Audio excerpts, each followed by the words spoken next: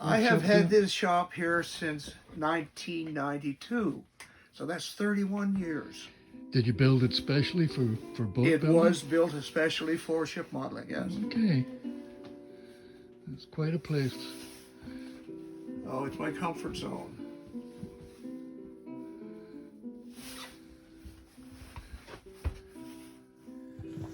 Actually doing up some tidying up on this ship, which is the HMS Unicorn. It's a British frigate from the 1700s, and also Captain James Cook's Endeavor. I'm actually getting ready to put the oars in the captain's gig, which has just been mounted there. Perhaps a bit of the background. I was given this as a kit from a colleague from Lunenburg. And this gentleman was unable, due to health reasons, to do anything with it. So I took it on, and then I threw away the plywood bulkheads and the plywood keel, and I made a timbered keel and double sawn frames, which are 1/2 inch apart on center all the way through. So it's framed in the conventional way, as a real ship would be.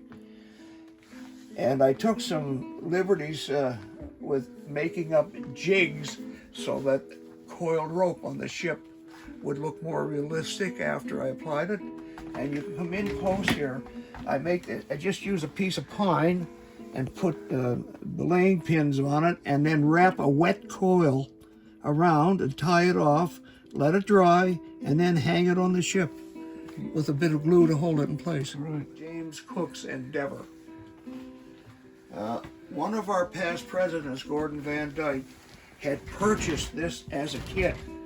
And while I'm talking about kits, I should point out to you that I am a scratch builder and have been since the age of 8. And I have built 121 ships, all told. And this one was just the beginnings of the hull from Gord Van Dyke. He was moving away to Toronto. And I took it from there and finished it all up to suit my tastes. On ships that are considered kit models. And I may point out, so that anybody that ever looks at this video will understand that it's just as difficult to build a ship that comes from a kit or commercial source than it is to build it scratch. It takes every bit as much skill. It's the Italian Navy's Amerigo Vespucci. She was here initially with the tall ships. I believe it was 1984. And when I saw the ship, I said to myself, I have to do something about this. And it was another kit gift that was given to me. It was purchased by a solitary modeler who was not a part of our guild. And it was bequeathed to me after his passing. And I did a timbered keel and frame, sawn frames on this one as well. And it's got two rows of planking on it, double straight, in other words. It's got basswood on the inside, and it's got a mahogany, a hardwood from the mahogany family on the top as a top layer of strakes. And I sanded until I finally got a smooth looking hull, because the ship itself is a steel ship. She was built in Milan, Italy in 1931, and it's a steel hull. And she's still on the seas today, on the high seas. She's a school ship for the Italian Navy. Their naval cadets go aboard for a year, I believe, and they all stay in this forward part of the deck, which is accommodation and school, and the officers' quarters are in the aft end. And it's just a gorgeous place, very high quality. Total luxury all the way through. What's the time to make these? I mean, would you make this in 3 weeks or 3 months or a year? How about 2 years? 2 years for that? Yes. What about the one behind you? This vessel. You can do it in a year. A year? Yeah. Yeah. And I was over a year on that one. Uh-huh. See, what slows me down, if you will, is the fact that I throw away the plywood keels and bulkheads, Yeah. and I make my own frames up Right. after I take the lines off. So there's a process there. And I suppose you're often working in several vessels at the same time? Not really, because No? it's a problematic issue. No modeler should have his mind going in too many directions. Okay. If you can concentrate on a current project, stay with it to completion, Yeah.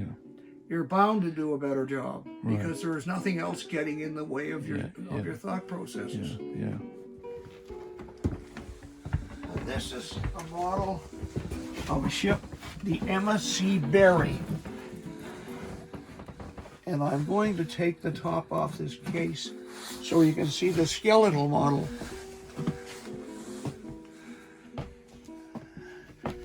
This ship is a wet well fishing smack, and people, when I was displaying it out at shows, were very interested in how she was built, considering the fact she has a big tank in here, a truncated pyramid in the fish hold. This is the way in 1866 that they took their fish to market so they'd be fresh. They kept them alive in the water. There's inlets and outlets on the hull on the exact ship, and it circulated the water and kept it oxygenated. And they took their fish to I think the market they served was in New York City, where the Italian fishmongers did their business, and they wanted fresh fish, no doubts about it. So they were able to provide it through these wet well fishing smacks. And I got the information on this from the people at Mystic Seaport Museum, where the ship is now. There's a very interesting story. You can go right in there as close as you want, John. I built all the furniture. I furnish all the cabins on my ships. Everything I build is finished completely below decks. And you were starting to tell me about this vessel. This was built to show that it was framed in just a conventional manner. There was no extra framing or anything else. Oh, it's the same boat? That's the same boat. Oh, I see. That's half size to the larger model. Right.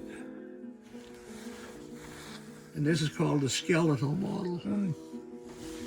And I used to display this together, and there's also a dockyard model up here on the shelf.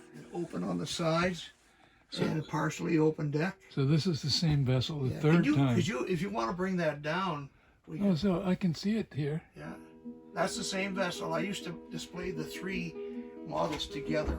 Oh, yeah. Amy Hewitt, who worked in Maritime Hobbies at the time. Her husband was in the Navy, and she was a seamstress by profession, and she made them for me and reinforced the corners, because this was intended to be an operational boat. And we found that due to the size of the sails and the light weight of the model, it was almost impossible to keep her upright.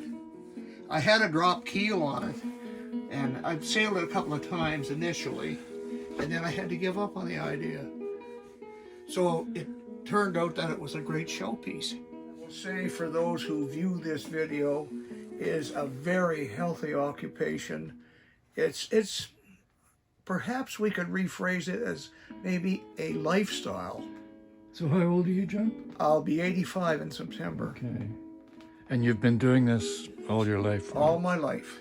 Yeah. And I don't regret a minute of it. Yeah. I still have as much interest as I had when I was a young person. Mm-hmm. Yeah. And I highly recommend it as a therapeutic way to good ongoing health, if you will. Yeah. Especially your emotional health. Yeah. It's very good for you.